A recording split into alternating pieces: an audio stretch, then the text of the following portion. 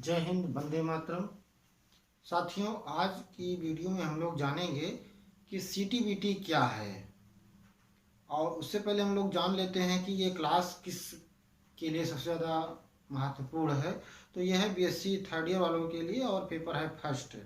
तो इसमें आज हम लोग जानेंगे सीटीबीटी, जैसा कि कई एक बार टीवी समाचार चैनलों या समाचार पत्रों के माध्यम से हम लोगों को कई बार सुनने में आता, देखने में आता है कि बात होती है परमाणु प्रसार को रोकने के लिए, अर्थात जो भी परमाणु औजार हथियार बने हैं उनको रोका जाए, क्योंकि जो परमाणु हथियार हैं उससे कहीं न कहीं भयावहता बढ़ती है या इस विश्व को खतरा पैदा होता है।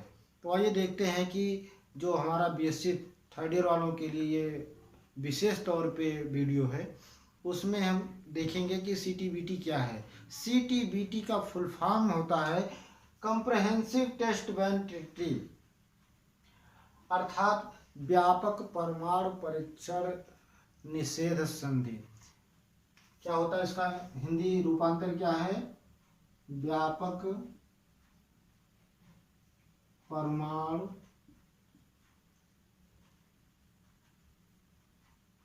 अप्रसार संधि कह सकते हैं या परमाणु निषेध संधि कह सकते हैं या परमाणु परीक्षण निषेध संधि कह सकते हैं। परमाणु परीक्षण निषेध संधि ज़्यादा सटीक बैठता है, तो आप लिख लीजिए परमाणु परीक्षण निषेध संधि। इस संधि का मतलब जानते हैं? समझौता। व्यापक परमाणु परीक्षण निषेध संधि यानी कि एक ऐसी संधि, एक ऐसा समझौता जिसके द्वारा हम परमाणु या जो भी हमारे हथियार हैं, औजार हैं जो बारूद से बने हुए हैं, उनको कम से कम करना या नियंत्रित करना, आगे से उसको डेवलप ना करना या जितने बने हैं उससे ज़्यादा और हथियार ना बनाना। तो नाम से ही स्पष्ट है कि व्यापक यानी कि बहुत ज़्यादा मात्रा में। परमाणु जानते हो, परमाणु यानी कि जो आरडीएक्स से बना हो या जो बारूद से बना हो, और ऐसे खतरनाक बारूद की ढेर पे आज दुनिया बैठी है, आप लोगों को पता ही है। परीक्षण का मतलब है कि हम उसको डेवलप करें या उसको बनाएं या उसका और ज़्यादा अच्छे से रूपांतर करके और ज़्यादा अच्छे तरीके से उसको बढ़ा चढ़ा के बनाना। जैसे कोई मिसाइल है तो 2 किलोमीटर की अगर मारक क्षमता है, 20 किलोमीटर की मारक क्षमता है, तो उसको 50 किलोमीटर करें या 20 किलोमीटर से अधिक जो भी है उसको तैयार करना।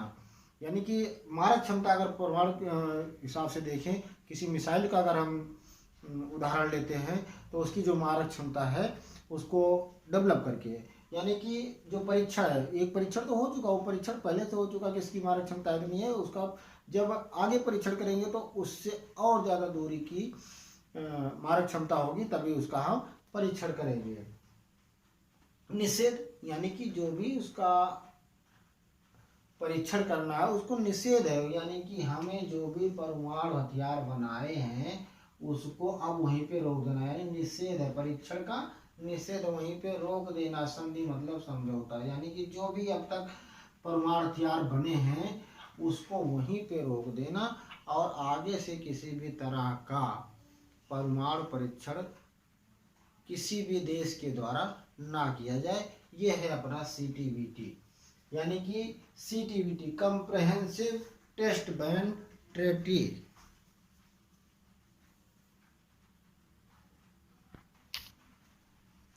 अब बात आती है कि इस जो परमाणु परीक्षण निषेध या व्यापक परमाणु परीक्षण प्रतिबंध संधि है, इससे इसके उद्देश्य क्या है, इसकी कमियां क्या है, इससे लाभ क्या हैं।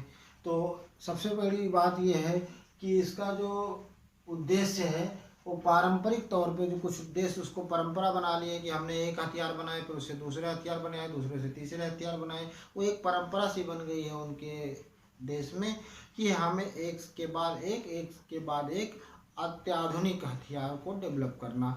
तो जो ये अत्याधुनिक हथियारों का उपयोग करने के लिए उनको ये प्रश्रय मिल रहा है, उस पर किसी हद तक रोक लगाना। अर्थात कि ये जो पारंपरिक परमाणु परीक्षण है उस पर रोक लगाया जाएगा सीटीबीटी के द्वारा। यानी कि जो भी परमाणु परीक्षण संधि यदि उस संधि पर वो देश हस्ताक्षर करता है तो वो आगे से अपने यहाँ के किसी भी हथियार को इस तरह से डेवलप नहीं करेगा। दूसरी चीज़ क्या है कि इसका जो उद्देश्य है वो दुनिया को जो विनाशकारी हथियार, चूंकि हथियार जब भी छोड़े जाते हैं तो मानव समाज पर या उस देश पर, उस जगह पर जितना भी उसकी मारक क्षमता है, उसकी प्रभाव क्षमता है, वहाँ पर वो तहस नहस बिल्कुल जीवन को नष्ट कर देता है। तो इस तरह का जो माहौल उत्पन्न होता है या क्रिएट होता है, उससे क्या है दुनिया को इस विनाशकारी जो हथियार है उससे छुटकारा दिलाना या उस वहाँ के समाज को सुरक्षित रखना इन हथियारों के जो दुष्प्रभाव है उससे। तीसरी चीज़ आती है कि परमाणु तकनीकी जो है, जो इसके बनाने का या इसको डेवलप करने का तरीका है, जब कोई देश बनाएगा नहीं तो कोई दूसरा देश उस पर क्या है अमल करने की नहीं सोचेगा। इस तरह के यदि कानून बन जाते हैं, इस तरह से कोई अगर प्रतिबंध लगा दिया जाता है तो इस तरह से जो उसकी टेक्निक है, जो तकनीकी है, उसको भी आप्रसार के लिए एक मौका मिलता है। अर्थात कि वो जो परमाणु तकनीकी है, परमाणु क्षमता या औजार हथियार डेवलप करने की जो तकनीकी है वो ट्रांसफ़र होने से भी रुक जाती है। रही बात कि इसमें नुकसान क्या होता है, नुकसान ये होता है कि जैसे किसी देश ने सीटीबीटी में नुकसान क्या है कि ये प्रतिबंध जो है वो केवल उन्हीं देशों के लिए है जिन्होंने अब तक कोई हथियार नहीं बनाए हैं, या यूँ कह लें हम कि जो किसी भी तरह का विध्वंसक या परमाणु हथियार जिन देशों के पास नहीं है उनको तो इससे नुकसान होगा, क्योंकि उनके पास किसी भी तरह के अत्याधुनिक हथियार नहीं बन पाएंगे।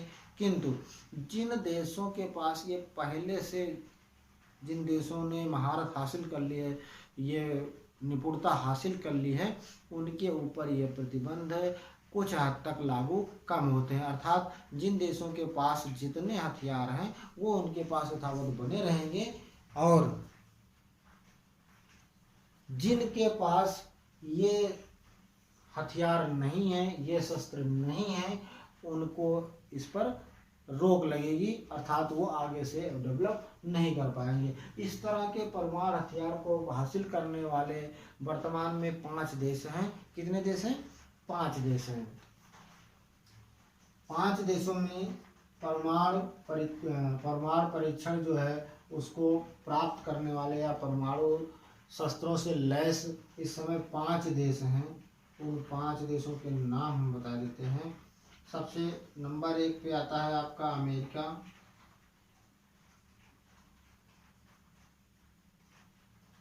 दूसरे नंबर पे आता है आपका फ्रांस,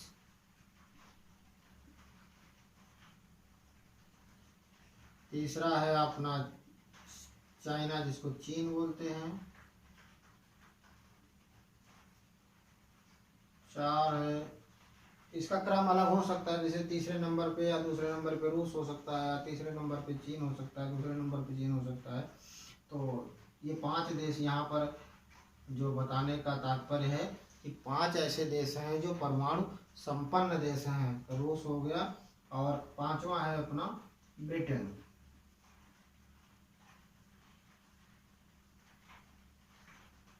ये 5 देश ऐसे हैं जो इस समय वर्तमान में परमाणु संपन्न देशों की श्रेणी में आते हैं, या इनके पास परमाणु क्षमता उपस्थित है। अब बात आती है कि परमाणु परीक्षण निषेध संधि का विरोध कौन करते हैं। तो परमाणु शक्ति या परमाणु परीक्षण का निषेध करने वाले देशों में 3 देश हैं, जिनमें पहला तो भारत है, दूसरा पाकिस्तान है और तीसरा इजराइल है। अगर देखा जाए तो परमाणु हथियार हम लोगों ने भी बनाया है, लेकिन अभी इस क्रम में अपने हम लोग अभी जो लिखा पढ़ी में हमारी बुक में है उसका नाम दर्ज नहीं, इसलिए मैंने आप यहाँ पर मेंशन नहीं किया। किंतु आपकी जानकारी के लिए बना दें कि हमारे भारत ने भी तमाम परमाणु परीक्षणों का, हथियारों का परीक्षण कर चुका है। तो इन 5 की श्रेणी से अलग यदि आपको ये जानकारी अधूरी लगे तो उसके लिए बता दें कि परमाणु परीक्षणों में इस समय पाकिस्तान के पास भी परमाणु हथियार है और इंडिया के पास भी परमाणु हथियार है। तो यहाँ पर किंतु लिखा पड़ी या बुक में जो लिखी चीज़ें हैं वो केवल 5 देशों के ही नाम लिखे गए हैं। और रही बात की जो 3 देश हैं वो जो परमाणु परीक्षण निषेध संधि या प्रतिबंध संधि पर हस्ताक्षर नहीं करना चाहते हैं, उनमें कौन कौन से हैं?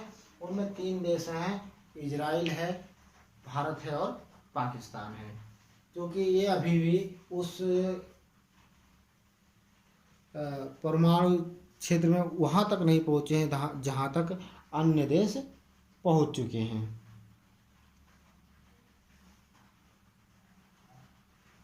तो आज की वीडियो में हम लोगों ने CTBT क्या है, इसके उद्देश्य क्या है, इसके लाभ क्या है और हानि क्या है, इसके बारे में हम लोगों ने जानकारी हासिल किया।